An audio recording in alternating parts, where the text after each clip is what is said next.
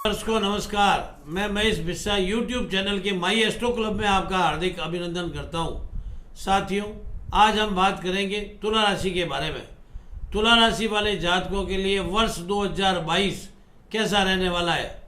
अप्रैल मास में 3 बड़े ग्रहों का राशि परिवर्तन है। 12 अप्रैल को राहु और 13 अप्रैल को देवगुरु बृहस्पति और 29 अप्रैल को शनि। इन 3 बड़े ग्रहों के राशि परिवर्तन के बाद तुला राशि वालों के लिए 2022 कैसा जाने वाला है। जो लोग ज्योतिष को मानते हैं और ज्योतिष में विश्वास करते हैं, उनकी जिज्ञासा सदैव रहती है कि यह वर्ष उनके जीवन में क्या क्या नई उपलब्धियां लेकर आया है। इन सब के बारे में बार बार सोचते रहते हैं। ये बड़े परिवर्तन तुला राशि वाले जातकों के लिए विशेष प्रभावशाली रहने वाले हैं। 12 अप्रैल को राहु राशि परिवर्तन करेंगे और वृष राशि से मेष राशि में प्रवेश करेंगे। केतु वृश्चिक राशि से तुला राशि में प्रवेश करके लगन में आ जाएंगे। जब ये धन घर में केतु था तो धन की स्थिति को कहीं न कहीं खराब रख रहा था। उनके खर्चों की स्थिति अधिक थी और बार बार लिक्विडिटी की कमी रहती थी। साथ साथ राहु अष्टम स्थान में होने के कारण कोई न कोई परेशानी जातक को काम काज में पारिवारिक रूप से और दिमागी रूप से कहीं न कहीं परेशानी निश्चित रूप से रख रहा था। जातक को इन सब बातों से निजात मिलेगी। जब वे लगन में आ जाएंगे तो लगन में न जातक की सोच नई होगी। जातक काम काज में वृद्धि करेगा, काम काज के बारे में विशेष रूप से सोचने लगेगा, काम काज में एक विशेष बदलाव लाने की बात करेगा। राहु सप्तम स्थान में आय के स्रोतों में वृद्धि करेगा। जातक नए आय के स्रोत बढ़ाएगा और जिसके कारण उसकी आय में निश्चित रूप से वृद्धि होगी। लेकिन साथ साथ जिन लोगों की शादी हो गई है और जिनका दाम्पत्य जीवन में उसमें कहीं न कहीं निश्चित रूप से थोड़ा बहुत परेशानी रखेगा। राहु एक प्रभावशाली ग्रह है। जब ये फल देने पे उतरता है तो विशेष प्रकार के फल देता है, लेकिन जब परेशानी देता है तो विशेष प्रकार की परेशानी देता है। साथियों, 13 अप्रैल को देवगुरु बृहस्पति राशि परिवर्तन करके पंचम स्थान से षष्ठम स्थान में आएंगे। जब वे पंचम स्थान में थे तो जातक के लाभ घर को देख रहे थे। जातक की आय में निश्चित रूप से वृद्धि कर रहे थे और उनके कामकाज में भी वृद्धि कर रहे थे। साथ साथ संतान की स्थिति एजुकेशन के क्षेत्र में अच्छी थी। जो लोग एजुकेशन से जुड़े हुए थे उनको इस समय में विशेष रूप से लाभ मिल रहा था। एजुकेशन के संबंध में जो काम करने के लिए या पढ़ने के लिए विदेश जाना चाहते थे उनके लिए भी ये समय विशेष रूप से अच्छा था। जो विदेशों में बसना चाहते थे उनके लिए भी ये समय विशेष रूप से था और आय की दृष्टिकोण से भी काफ़ी अच्छा था।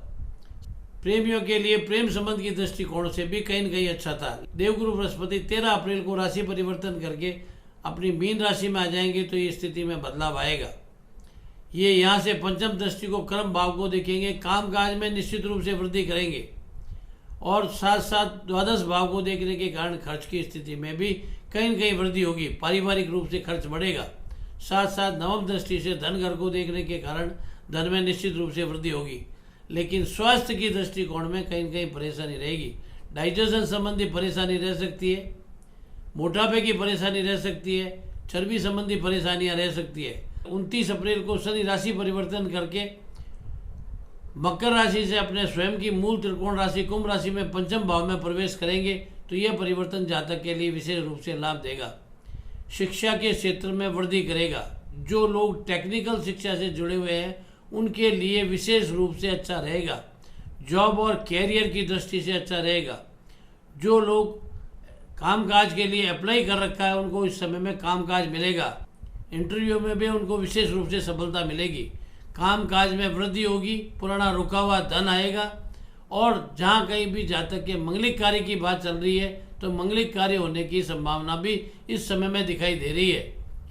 इसके साथ साथ शनि काम काज में निश्चित रूप से तेजी लाएगा। लेकिन जून मास में शनि वक्री हो जाएगा। वक्री होने के बाद में ये वापस पीछे मकर राशि की ओर जाने लगेगा और 13 जुलाई को ये पुनः लौटकर अपनी मकर राशि में प्रवेश करेगा। यह लगभग 23 अक्टूबर तक वक्री अवस्था में रहेगा, फिर मार्गी हो जाएगा और पूरे वर्ष तक मकर राशि में मार्गी रहेगा। मंगल 5 मई को राशि परिवर्तन करके गुरु के साथ आ जाएगा। गुरु और मंगल की युति किसी न किसी रूप से लाभदायक रहेगी। शत्रुओं पर विजय होगी। पुराने चलने वाले कोर्ट कचहरी के मामले सुधार होंगे। जातक इस समय में कोई लोन की व्यवस्था जो ढूंढ रहा है तो उसे आसानी से मिल जाएगा। धन की व्यवस्था भी देवगुरु बृहस्पति आसानी से करा देंगे। खर्च की स्थिति ज़्यादा रहेगी। नई योजनाओं में धन खर्च होगा और कामकाज भी बढ़ेगा। और जो लोग मंगल से जुड़ा कार्य करते हैं, यानी कि स्पोर्ट्स जैसे जुड़े हुए हैं या मेडिकल लाइन से जुड़े हुए हैं, उनके लिए ये समय श्रेष्ठ रहने वाला है। साथ साथ शुक्र राशि परिवर्तन करके जब मेष राशि में आ जाएंगे तो ये विशेष रूप से लाभदायी रहेंगे। मेष राशि में शुक्र का परिवर्तन राहु के साथ रहेगा। राहु के साथ शुक्र रहेंगे तो जातक कामकाज में निश्चित रूप से वृद्धि करेगा। और जो लोग लेडीज संबंधी सौंदर्य प्रसाधन का काम करते हैं, उनके लिए ये समय विशेष रूप से अच्छा रहेगा। उनके कामकाज में वृद्धि होगी। जो लग्जरी आइटम बेचते हैं, उनके लिए भी ये समय विशेष रूप से अच्छा रहेगा। जो लोग ऑनलाइन का काम करते हैं या कंप्यूटर संबंधी कार्य करते हैं, उनके लिए भी ये समय विशेष रूप से अच्छा रहेगा। लेकिन जब शुक्र आगे चला जाएगा, यानी कि अष्टम स्थान में चला जाएगा जून मास में, तो कहीं न कहीं विशेष रूप से परेशानी रहेगी। कामकाज में धीमेपन आ जाएगा और खर्च की स्थिति बढ़ेगी। साथ साथ शनि की वक्र दृष्टि मंगल और राहु पर होने के कारण मंगल भी बढ़कर मेष राशि में आ जाएंगे।